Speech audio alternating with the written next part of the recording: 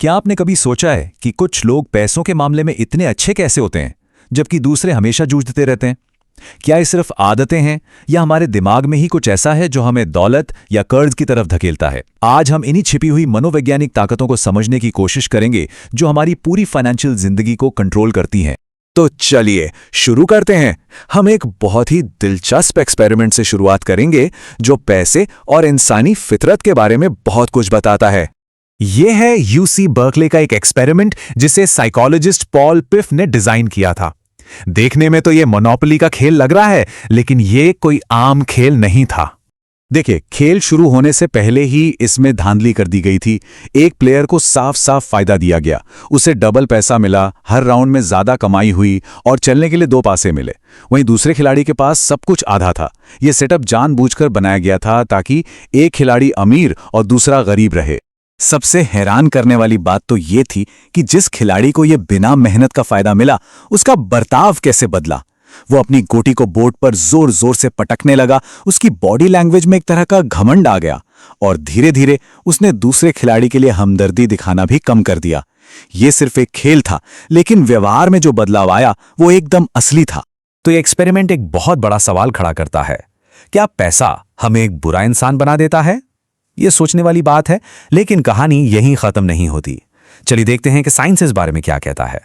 उस monopoly experiment से आगे बढ़ते हैं। अब हम उस साइंटिफिक मॉडल को देखेंगे जिसे पर्सनालिटी को समझने के लिए इस्तेमाल किया जाता है। इसे कहते हैं बिग 5 फ्रेमवर्क। साइकोलॉजिस्ट इंसानी बर्ताव को समझने के लिए इन 5 खासियतों का इस्तेमाल करते हैं। ये 5 गुण हर इंसान में कम या ज्यादा होते हैं और हम सब में इनका एक अनोखा मिक्सचर होता है। चलिए पहले गुण को समझते हैं, कर्तव्य निष्ठा या कॉन्शियसनेस। ये लोग ऑर्गेनाइज्ड और जिम्मेदार होते हैं। मतलब जो लोग इस मामले में हाई स्कोर करते हैं वो आमतौर पर बेहतर प्लानिंग करते हैं और खुद पर कंट्रोल रखते हैं। और पैसों के मामले में ये आदतें बहुत जरूरी हैं।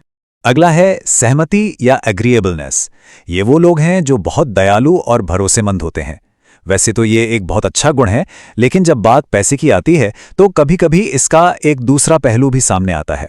ऐसे लोगों के लिए ना कहना मुश्किल हो सकता है, चाहे वो किसी दोस्त को उधार देने की बात हो या किसी सेल्समैन को मना करने की। और फिर आता है अनुभव के प्रति खुलापन, यानी ओपननेस टू एक्सपीरियंस। ये लोग जिज्ञासु होते हैं, क्रिएटिव होते हैं और हमेशा कुछ नया करने के लिए तैयार रहते हैं। लेकिन एक बहुत ही दिलचस्प बात यह है कि रिसर्च में इस गुण का सीधा कनेक्शन क्रेडिट कार्ड के कर्ज से पाया गया है। द पर्सनैलिटी के ये गुण सिर्फ किताबी बातें नहीं हैं, इनका हमारे बैंक अकाउंट पर असली और सीधा असर पड़ता है, खासकर जब बात कर्ज की आती है। रिसर्च बताती है कि जो लोग खुद को खर्च करने वाला मानते हैं वो ज्यादा सोशल और नए अनुभवों के लिए तैयार रहते हैं। दूसरी तरफ बचाने वाले ज्यादा कर्तव्यनिष्ठ और इंट्रोवर्ट होते हैं और उनके लिए बचत का मतलब होता है सुरक्षा। और ये सिर्फ कोई राय नहीं है।